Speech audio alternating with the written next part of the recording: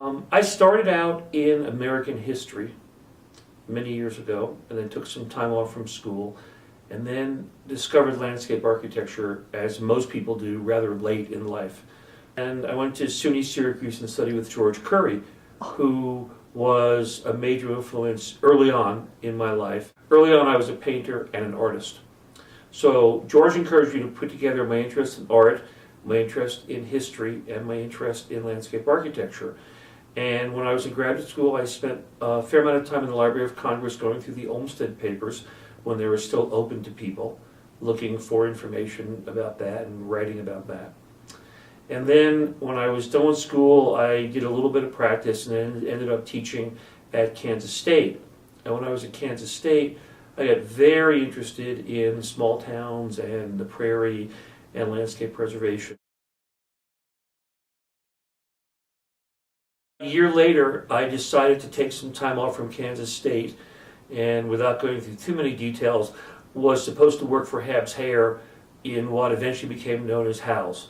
Although at that point we had no idea what it was going to be called, and for many reasons that fell through. So I found myself in DC without a job. It fell through literally at the last minute. And I had met Hugh, and I went to visit him. I called him and asked him if I could come in to his office at the Park Service. And mostly I went not looking for a job in the Park Service, but looking for something to do for the next 8 or 10 months till I went back to teaching. And I knew that Hugh was very well connected in DC, and that's where I found myself. And we talked for a long time, and then about 3 days later he called me and said he'd been thinking about it and talking to folks, and why didn't I come back and visit him again? So I think that day or the next day I went in to meet with him. And Hugh was remarkable. He said to me, we have this problem. We know how to work with historic structures. We know how to work with archaeological sites. We know how to work with natural landscapes. But there are these other landscapes in the parks where people and cultures have lived for years, if not centuries, and we have no idea how to address them. Would I be willing to come and work on that with him? Well, that was kind of just a gift from heaven, from my point of view. So when I went to work for Hugh, he basically said to me, help us understand this issue. And as I went through, we kind of refined it and refined it and refined it. And eventually, even though we had some early ideas, it was clear it wasn't going to get done in 8 or 10 months. And we applied for and got a contract from the Park Service and decided to use Buffalo National River in Arkansas as our case study, as the place to, more than a case study, it was a test case. In the middle of that contract, I was offered the job in Oregon. And I moved to Oregon, taking the contract with me. But by that point, all the field work was done. And I had a couple of great graduate students who came with me to finish their degrees in Oregon and finish working on this project. In the early 1990s, Arnie Allen and I got talking about the fact that there was a need for a book about cultural landscape preservation. And we really decided to do a reader. We decided that we would go after very, very good authors. We would give them topics, and we would edit it.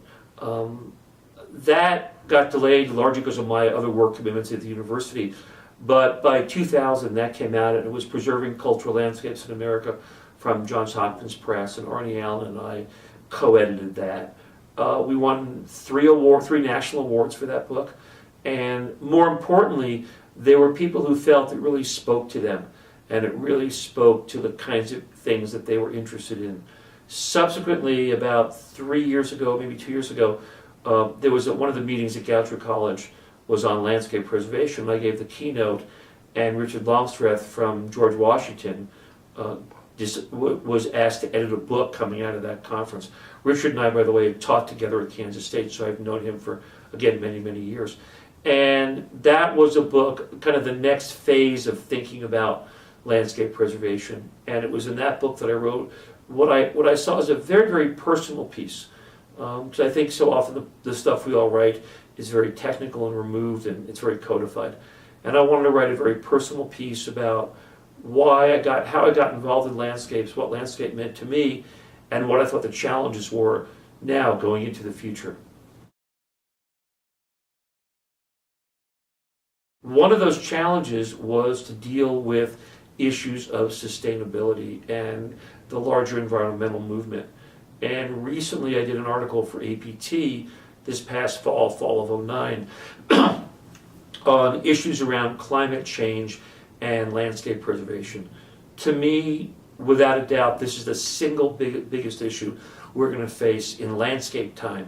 May not be in my lifetime, it may not be in anyone else's lifetime that I know, but I'm absolutely convinced that unless there are major changes unless major changes occur, there will be significant climate change. And I think that will dramatically impact the way we think about landscapes, even how we define integrity, certainly how we define treatment. One of the things I say in this article is that we may have to choose some landscapes that we simply can't save because of climate change, even though they're important, they're significant. But we may have to practice what I call landscape triage, where we make some very, very difficult decisions because of climate change. And I think this potentially could flip everything on its head. And I mean that very, very seriously. I think that a lot of the way we think about the desert or about orchards or plant materials that define certain landscapes, if the climate's changed dramatically enough, then that's all out the window. And therefore how we think about them is not out the window, but it's going to take some hard rethinking to get there. I met Bob Harvey and was talking with Bob one day, and he was saying that they were just about to put together a very small group of people to meet to talk about landscape preservation and what we were interested in. It was very vague, and he knew it was vague. And the organizers of that meeting were Harvey, Susan Buggy, Bill Tischler, and primarily Tom Kane. Tom, as you may know, is a landscape architect out of Vermont, and really early on understood many issues around landscape preservation. That meeting was in New Harmony in 1978. I rode my motorcycle from Kansas to Indiana and met these incredible people. There were maybe 20 of us there. I don't even remember the exact count. Susan Buggy was there, of course. Hugh Miller was not there. He couldn't make it that year.